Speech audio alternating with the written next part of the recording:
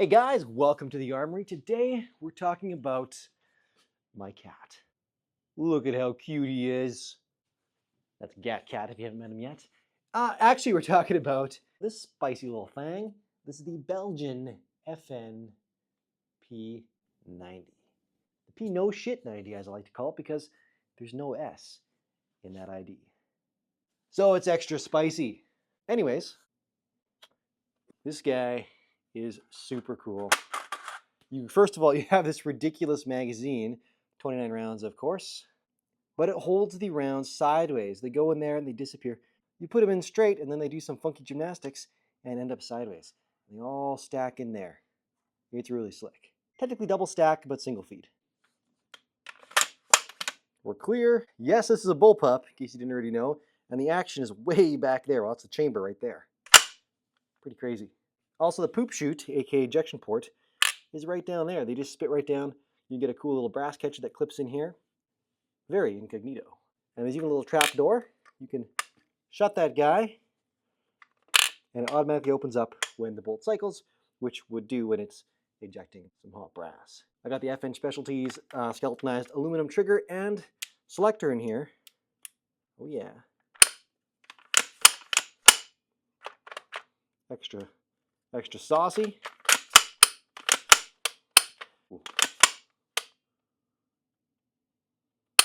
Not a great trigger. Kind of disappears in there. It doesn't have a lot of over travel, but the take up is a little unpredictable and kind of squishy. Anyways, this takes a spicy little round called the 5.7 by 28, which is a little bottleneck cartridge. It's like a baby 5.56. Oh man, I love how tiny this is. It's just gorgeous. Oh man, this is the thumbnail right here. So today we're going to cover the controls, how to operate this little guy. We're going to talk about the ergonomics. It's very important. We're going to take them over to the scale, weigh them, and give a full measurement as well. Then we'll do the ASMR review of this guy, the most satisfying element of this little beauty. And the secret sauce, what makes this thing extra special in the world of firearms. Question of the day is if you'd rather have this guy or this guy. I'll give you the benefit of the doubt. We'll put the A3 stock on this. There we go. That is one spicy little unit. So given the choice, crap hits the fan, you got to pick one, no suppressor, or we'll say equal field suppressor options for both. Which one you taking? MP5, A3 stock, or the FN P90? We'll also say equal access to ammunition in this example. So let's take this thing over to the table. We'll give you some comparisons as well. Come on, Argo. You're getting in the way there, bud. And this is where this thing shines. It is 2.85 kilograms or 6.2 pounds, and that's with an empty mag. Argo's excited. Huh, bud? Yeah. Now wait for this. We are sub 20 inches. That is crazy. That is crazy. And this thing is all you need.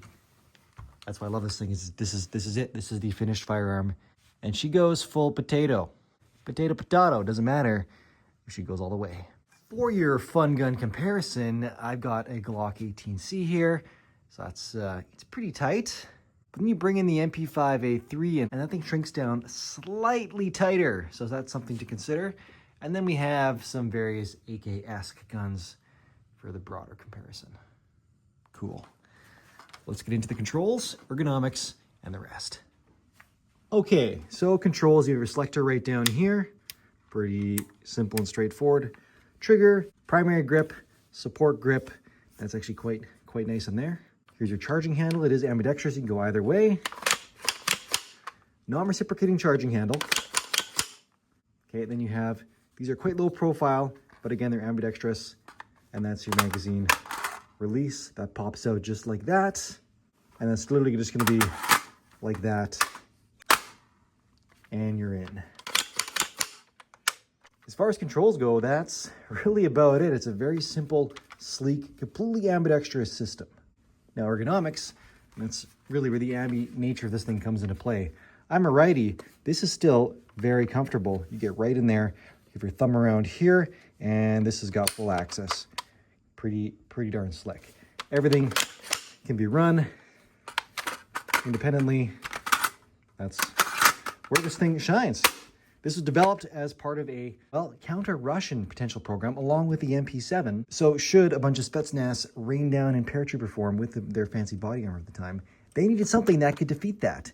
That's why the 5.7x28 and 4.6 round were developed. Still waiting on Richard the Real Deal Movie Arms to lend me an MP7 so that I can talk about these both comparatively. Pretty cool. Though this one did come from him, which is pretty spicy, and I'll forever be grateful for that. We have a sight picture that is a pinpoint small deal. You actually have a rear aperture and front post that are visible right through there. It's crazy. Look at that little guy. Wild. You can also take this off, and then you have a dropped sight where you can put a lower optic, which is a little bit nicer when you kind of crunch into this thing.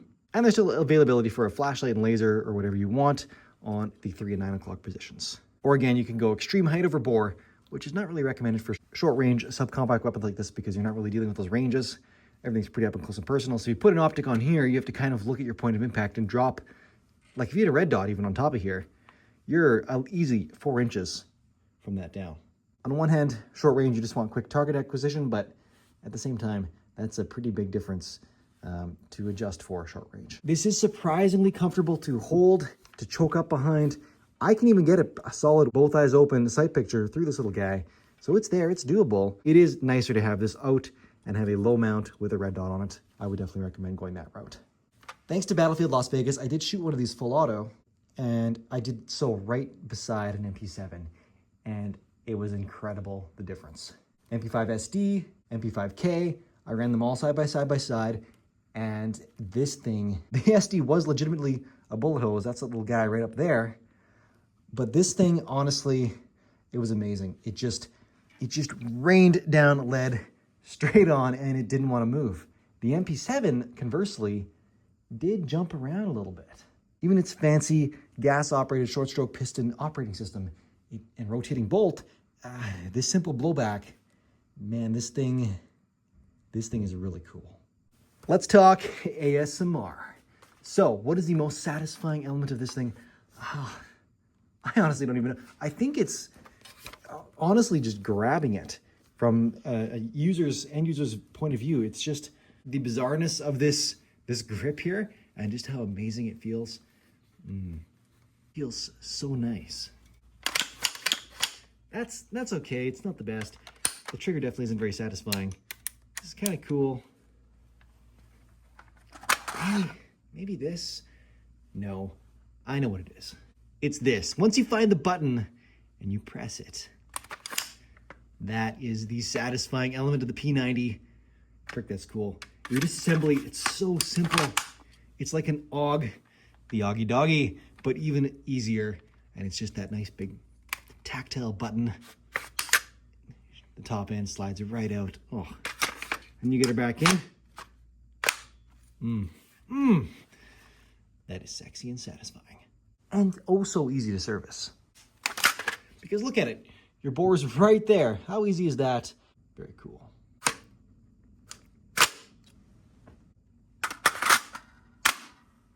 And the secret sauce is easily the size of this thing. How controllable it is, given the fire rate and just the amount of firepower this thing has, all in such a tight package.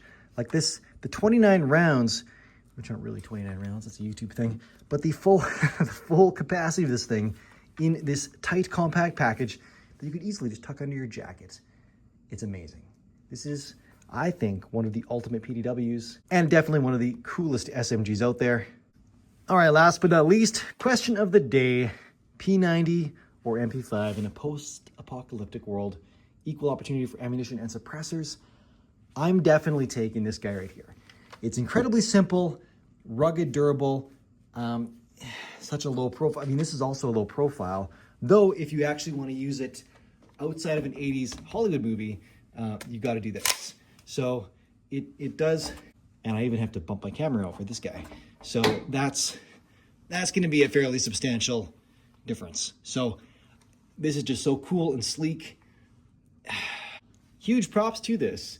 You definitely can't go wrong with an MP5A3, but it's just not this. And I have to do this. We have to do it for the ASMR.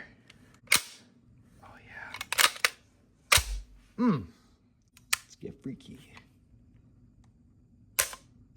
Yeah, not just because it's modern, but it's got so many good things going for it. Having shot them side by side, this thing just is incredible.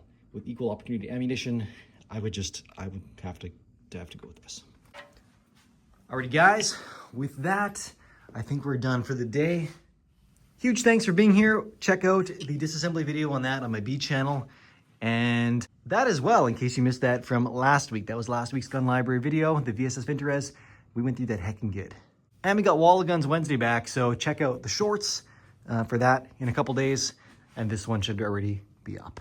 I am back, but on the skin of my teeth, so I do really appreciate the support. Slide into those DMs on Patreon or grab yourself some Boom Diggity Birch, courtesy of Bunker Branding. Thanks again for those guys for sticking with me. Links in the description below. Until next week, Arm&Gun out. Boom Diggity. Merch.